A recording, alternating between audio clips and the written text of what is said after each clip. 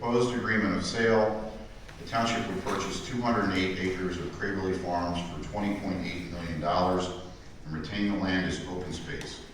The agreement is contingent upon the township securing financing, including grant funds, for the acquisition. Do I have a motion? Yes, I move to authorize the chairman to execute the agreement of sale with Crebilly Farm Family Associates LLP for 208 acres of Crebilly Farm for $20.8 million. Second. Questions or comments from the board? I have some questions and then I have comments. I'm going to begin with, the best person for me to ask would be Pat. And this is really trying to get clarification so everybody in the room is on the same page. What is, tell the public what this includes and tell the public what this does not mean. In other words, is the deal done, so therefore we now own Crebilly? No, so an agreement of sale is a contract for the purchase of 208 acres of land in fee. The township would eventually own it. You have until September 30th to complete and close the transaction, just like on any other residential commercial purchase. There will be a due diligence period on the part of the township to inspect the property. There are certain funding requirements and deadlines in the agreement that have to be met. Otherwise, both the township and or the Robinsons, frankly, could get out of the agreement of sale if those conditions are not met. So what this is contemplating is Crebilly is roughly 305, 306 acres of property. All told, this is for the purchase of approximately 208 acres. There's approximately 104 acres that is not included in the purchase, which has been the subject of discussion for acquisition by conservation easement, either by the township or others, by the township. But that would still permit, I believe, 3 lots to be developed with homes on them, but no more than that is what's contemplated. But that's not included in this agreement. Those terms have not yet been put in writing. It's simply contemplated by the agreement of sale. Thank you. Second question, do the 208 acres include the Brandywine battlefield? I think that's what was subject to so much discussion during the conditional use hearings, and I would defer, frankly, as to the specifics. I think many people would argue that portions of it do. I think some would argue that it does not. The best way I can answer that question. So what does that mean, sort of be added up? Because here, I think people here have come thinking that it's all good news, which I think our board would say it's good news so far. But if this were a basketball game, where are we? Are we halftime? Are we at the end of, if it's a women's team, it's a quarter? Where are we? The game has just begun.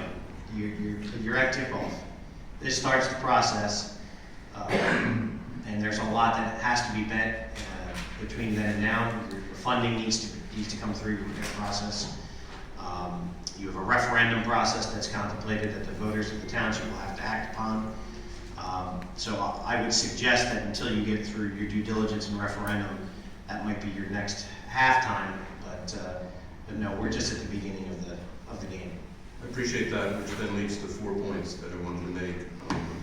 One is that in thinking about tonight's meeting at this particular moment from the perspective of standing before hundreds at Ruston High School, and I think it's as long ago as 6 years ago, during which you heard the term Crebilly is the iconic centerpiece of Westtown Township.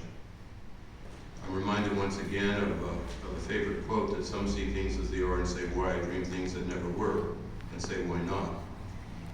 My sense is that what we have to remember, and it goes back to what Pat just said, to get to where we are today would not have come to being without the efforts of so many residents and non-residents,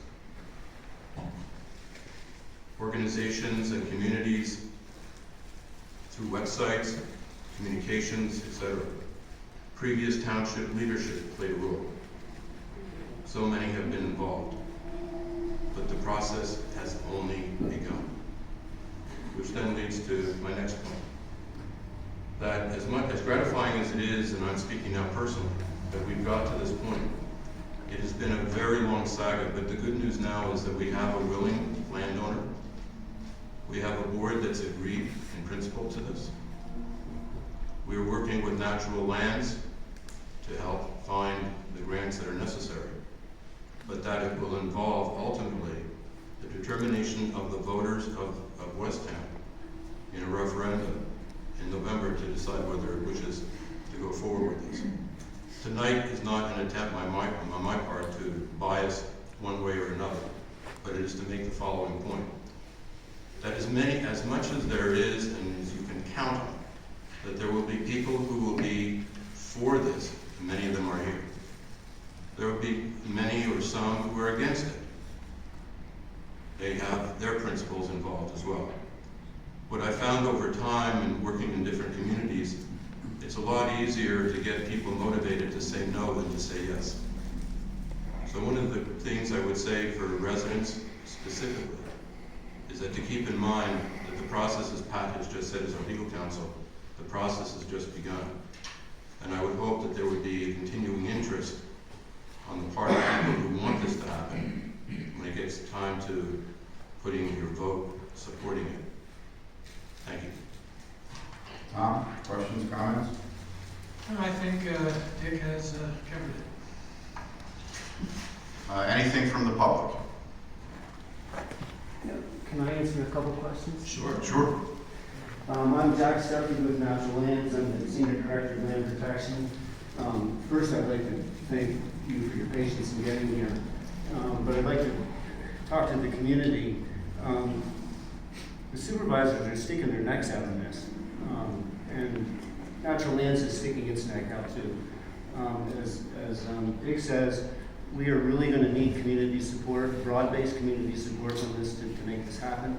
We really are in the beginning phase of this project, and we're sincerely looking forward to having this come to fruition. The last time I was here, I had told you that I don't work on projects that I don't think are going to succeed. I am not used to failure. I'm not going to start that now. For the conservation easements, we talked about buying 208 acres for the township. There's 104 acres, which is basically the buildings of Crebilly Farm. We're working on 4 conservation easements. The 3 conservation easements on Crebilly Farm Family LP. The 4th is the one remaining lot that David Robinson lives in. So there'll end up being 4 conservation easements. Probably 1 more house. A little more construction, pretty much what any normal person would want to do on their properties, but before essentially 25-acre conservation easements. And I'm happy to answer any questions if anybody has any. Thanks, Jack. Let's see what other comments we got.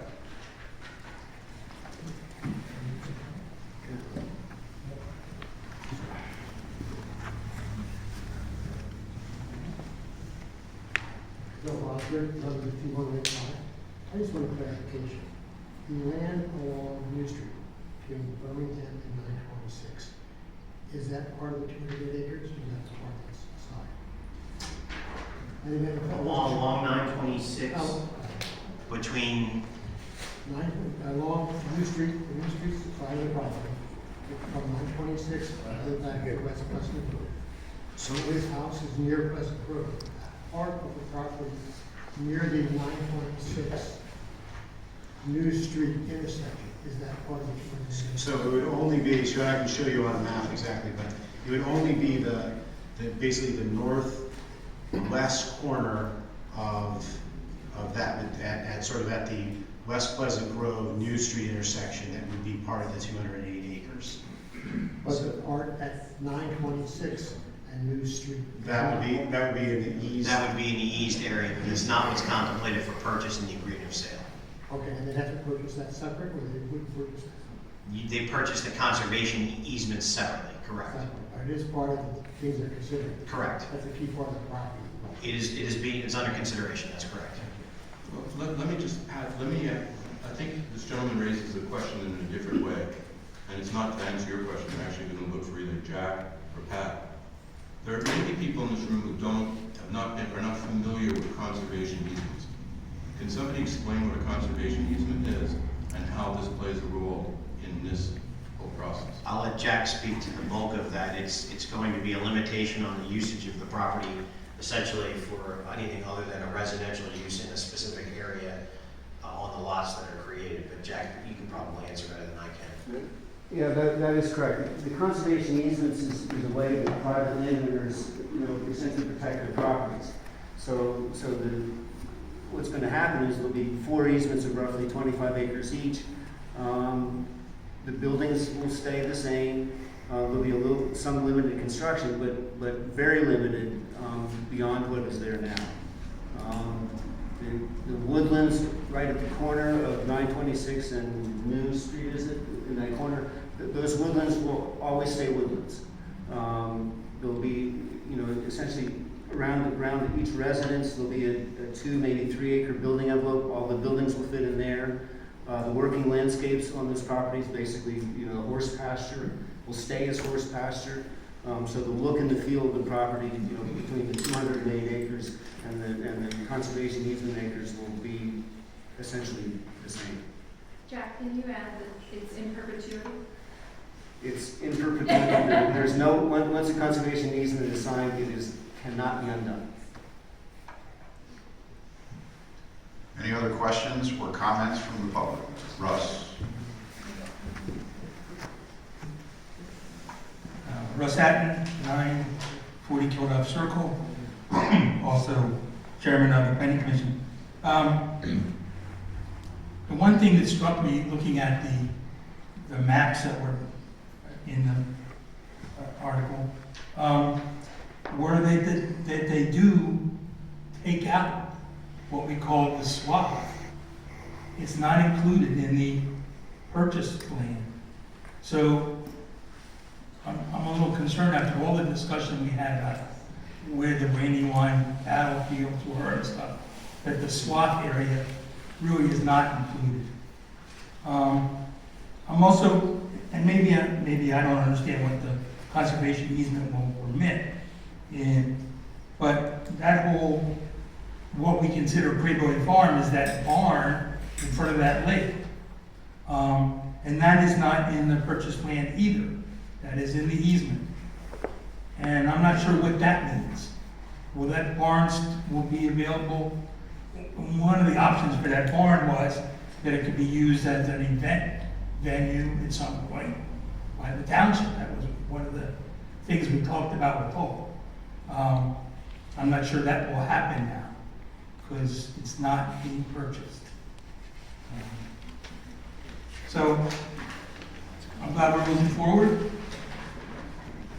About 100% exactly thrilled because I think there's areas that should be included.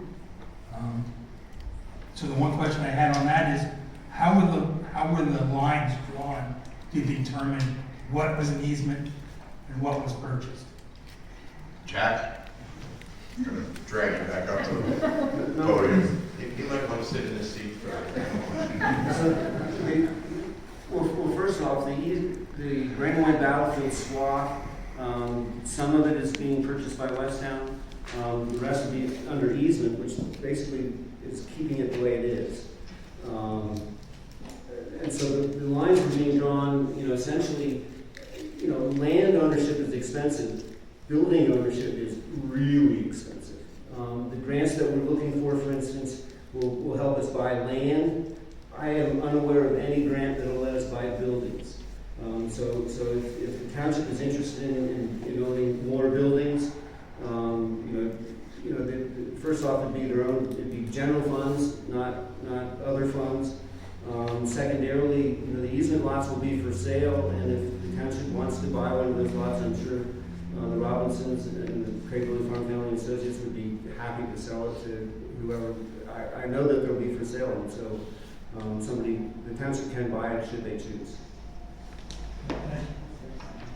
Jack,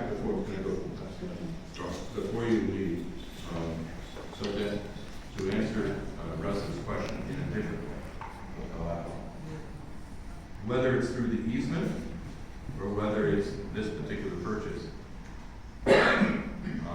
almost everybody here has had in their mind, this is coming from someone who's a Canadian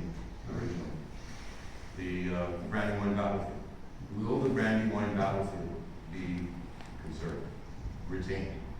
It is. In the way it is today, yeah. So we're not gonna lose it. There may be one house and one barn, but no, it's the way it is now. Okay. Jack? Question, Mr. Stafford? Sorry, Jack.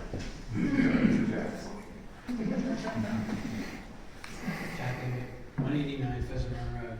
Is it proposed that Natural Lands Trust will be the holder of the easement rights? Good point, yes, Natural Lands Trust will be the holder of these. And the terms and conditions of the easement have not been completely negotiated. They have not been completely negotiated, we're almost there. By the end of the week, I should have them set down. We were working on the fee purchase agreement sale first.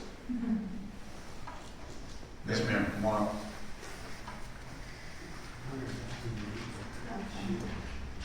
Cecilia Wright, 1151 Lake Drive.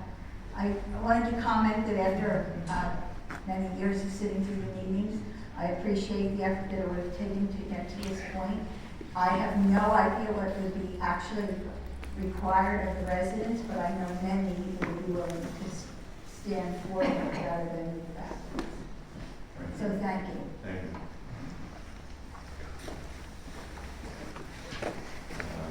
You go first and determine what I got. Brent Sullick, 1130 South New Street. I was just wondering, what is the plan for the 208 acres? What is the end goal for that? Is it gonna be a park? Is it gonna just be open space? Yeah, passive recreation, yeah, so it's for maybe a hiker to walk, and we picnic with kids, but not for, not for active recreation.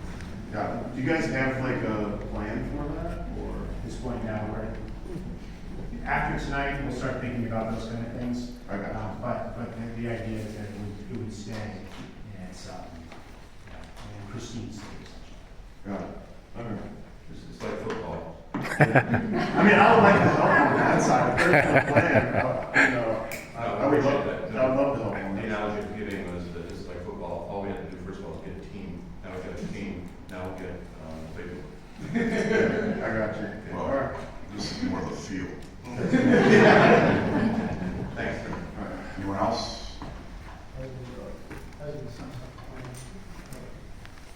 It's Bernard Vincent Morrow, 100 McFadden Road in Chadds Ford.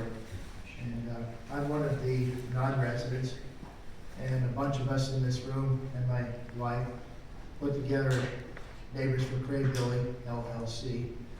And we did quite a bit to get us to this point today, but it didn't happen without the residents and people in this room that have contributed endless hours to make this happen. So in keeping things short, I think Dick made a lot of good points when he had his conversation, but when we got into this whole thing, we wanted 2 words, and the 2 words was willing landowner. And I can't speak for Robinsons or anybody for that matter, but all I can say is that 2 words comes to my mind when it comes to addressing the people of Westtown Township, and that is voter turnout. That is key. So instead of putting a bunch of words out there, all we have to do is remember voter turnout, and we have to do what it takes to get the most voter turnout on this referendum, so that this becomes a reality for everybody. Thank you. Thank you. Anyone else? Kevin Flynn. I'm going to introduce myself, since you already did it for me. So the conservation easement, will they contemplate maintenance of the existing barn facility? There will be private landowners and responsible for taxes and upkeep and maintenance on the properties, yes. Okay, that'll all be part of the agreement to be negotiated? As a private owner, they're responsible for the upkeep and maintenance of the property. So let's just say, for argument's sake, could they demolish it in 5 years, or if they chose? The easement would not prevent them from pulling down. Is there any way to make that part of? National Lands doesn't hold facade easements. There are some organizations that do, but the possibility exists. But That it could be demolished in the future or just fall into disrepair. I think the barn in particular, I think it'd be difficult to get through the township to tear that back on the barn. I mean, has the board addressed any of that as part of their negotiations with Verizon? With respect to the conservation easements, Well, the future development, use, maintenance of the barn or some of the other structures? well, I think what's important to realize is that it'll be a private property owner that owns that parcel. That's what Jack is saying. Yeah, there's no real protection for going forward, I guess. The conservation land. Thank you.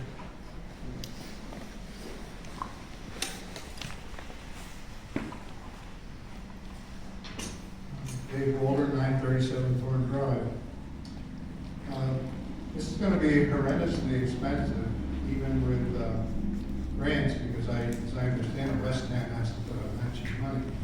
And as Mr. Pomerantz pointed out, there will be people that are opposed to this. I think one way to mitigate that is to get other people involved in raising money, private individuals or organizations. I'm a founding member of American Battlefields Trust. I don't have any clout, but I will do what I can to see that American Battlefield Trust participates.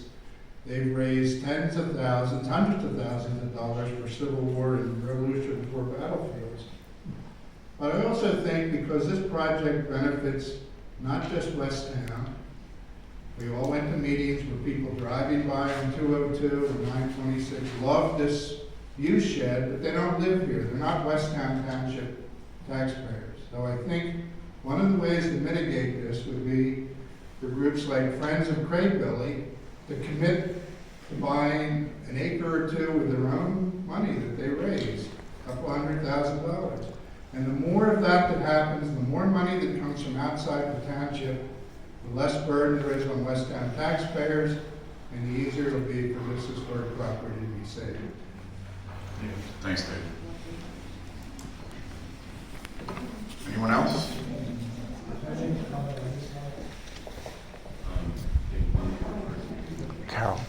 Carol, what's Westtown's yearly budget, ballpark? What's Westtown's yearly budget, ballpark? Is that working now? Indy Road, Five. 331 Five. Broadway Road. Jack had a question. How much? Will the donations, when the public start making donations in addition to Westtown Township, will they be directed directly to natural lands? They can be, yes. I think that's very important because you're the one with the 501c3. We're a 501c3, and any donation that comes related to Crebilly will be used for Crebilly. Excellent. Thank you. Vince? Comment on the comment? It's a comment on the comment, and when you brought up the idea of groups getting involved to take this forward, just a quick note, when we, 6 years ago maybe, got together and formed our group, we named it specifically Neighbors for Crebilly, hoping for a day like today when we'd be standing out in front of a bunch of residents and a board, hoping that we had a willing landowner and we could take our group and turn it around in a positive sense where we are for Crebilly and now we can act, behave, and do things in a certain way to support what needs to be done to make Crebilly become that reality. So as much as I would have loved to just take the corporation at the end of the year and stopped it, filed the last tax return and said it's in the people's hands, I think I have to do some more talking here at this point to say, how do we stay involved and how do we get it to this point and how do we encourage voter turnout on top of that? So I think that's going to be our focus as we go forward. Thank you. Thank you. Anyone else? And thank you very much. Like we've all said, we're at the beginning of the process. Today, we can finally get started. Whatever, what we did up until today, we kept pretty on the low down. We're not going to be on the low down anymore. And I also made the point that we already have county grants in. Tomorrow, the first of the state grants go in, and then there's a number of other grants. We will need your support. If the grants clearly will not cover everything, there'll be a gap. We don't know yet what size that gap will be, so we really will need some support. Thank you. Phil? Phil Garrett, 919 Ford Drive. This might be a premature question and it's more of a process question, but the language for the referendum that will be on the ballot, I guess who decides what language, what's going to say? Is it going to specify how much? State statute. The state does? State statute actually guarantees and says what the referendum language, but that'll also be overseen with voter services here in the county. And is there a process that the board's going to go through to educate the public, put out, call it authentic material so that people are getting straight facts as to what's going on? Or I guess has that been discussed at this point? So the board will go through the process of adopting an ordinance, same as we would any other ordinance. I would anticipate that the public will be particularly tuned in to the proceedings in connection with that ordinance. We're transparent all the time, but we'll be more transparent than we probably would need to be. But yeah, that's not tonight's discussion, although it's in everybody's minds. Okay, thank you. I think our role is to put the facts out. We cannot, as a neutral board, advocate a position one way or the other, but it's very important for us to get the straight facts out, and I think that's our role. Okay, thanks.